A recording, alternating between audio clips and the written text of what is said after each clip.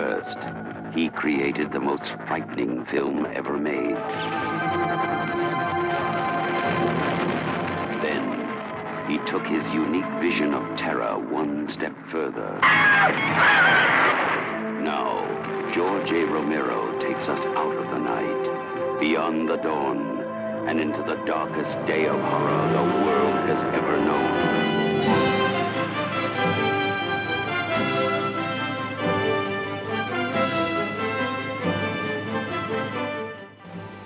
Written and directed by George Romero, Knightriders is a serious portrayal of medieval life with a 20th century twist. It's a unique take on the classic story of Camelot, somewhere in between the honor and pride-laden legend of Arthur. Knights of the Round Table, we shall always come together in a circle to hear and tell of deeds good and brave. And a somewhat more rebellious story like Easy Rider. Hey, man. All we represent to them, man, is somebody who needs a haircut. Oh, no. What you represent to them is freedom. An obvious labor of love, this semi-autobiographical, non-horror story about a traveling troupe staging small Renaissance fairs and jousting tournaments around the beautiful Pennsylvanian countryside includes all of the beauty and pageantry of the time period with one slight difference.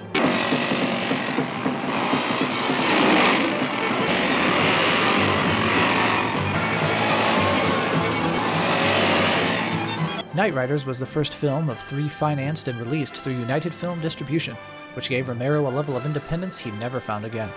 He was the happy leader on set in Pittsburgh, marshalling his cast and crew. The film did not fare well at the box office, unfortunately, sealing Romero's fate as a horror meister and zombie wrangler. The brilliance of Knightriders is that Romero clearly identifies with King William. This is like Evil Knievel or somebody like that. It's got nothing to do with what we're doing. Like Romero's other well-known films, he admires humankind's potential while being very cynical towards humanity's direction in general. Like Martin in, well, Martin, King William is completely ignorant with how the rest of the world views him, and it costs him almost everything.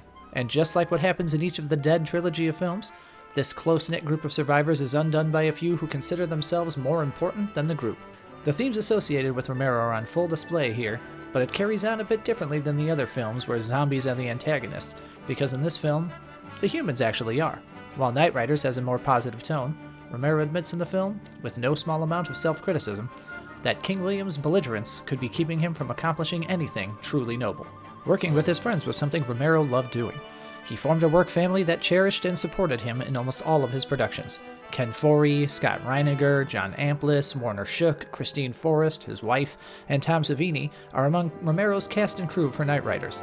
This film is literally the tale of a king's attempt to keep his circle away from the offerings of the outside world, and to stay with him and be pure, and stay outside of the main system. When the media takes notice of the troupe, specifically Billy, now seeing him as a marketable asset, he recoils back to his most trusted. He speaks of keeping values and morals above all else, citing no one is above the code, and that he isn't part of this evil Knievel crap. The film is about equal parts action and equal parts philosophizing around a fire after a hard day's work. The story is character-driven, so the plot is pretty light, but the simple premise was something of a strength of Romero's. Some of the most interesting stuff in his films are not the plot progression, but those character moments built from well-defined writing and rounding of people. Spending the extra time on these characters leads to some pretty hard-hitting and emotional moments near the end of the film. It is a very close-knit tragedy on display, told with all of the honor of the time, and the characters emulate it perfectly. We see what it means to be the king, as his subjects assemble for one final meaningful battle in the spirit of brotherhood and sisterhood for the troops' future. The film doesn't really have a villain either. No mindless zombies that are easy to see as the bad guys, and by the end of Day of the Dead, I'm not really sure we aren't meant to be the villains in the Dead series or the zombies are, but either way. At first glance, the Black Knight Morgan comes off as your villain. He is more interested in bikes and chicks than knightly values, and he actively encourages bribing the police. However, his experiences outside of the troop only serve to remind him that what he had done at home was so much more precious than anything Hollywood could do.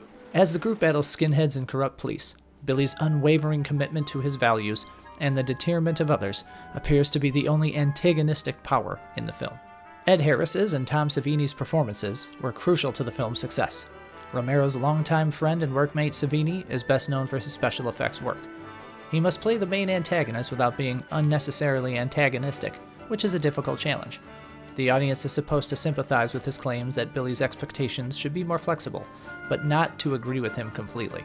Savini's performance is the ideal counterpoint to Harris's mastered force, which requires him to represent a series of lofty values without coming off as self-righteous.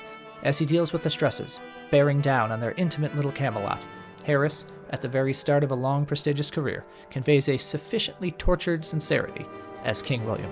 As noted in the beginning of the video, the Billy character was a stand-in for Romero, and the film's themes represent the broader problems for which the director was grappling while trying to make his films. How much of one's own beliefs can be compromised? Will you ever truly have creative freedom and creative control over your own ideas? Knightriders takes on these questions with an Arthurian twist, delicately balancing the story between real life, fantasy, and the biographical tale that takes place in the present.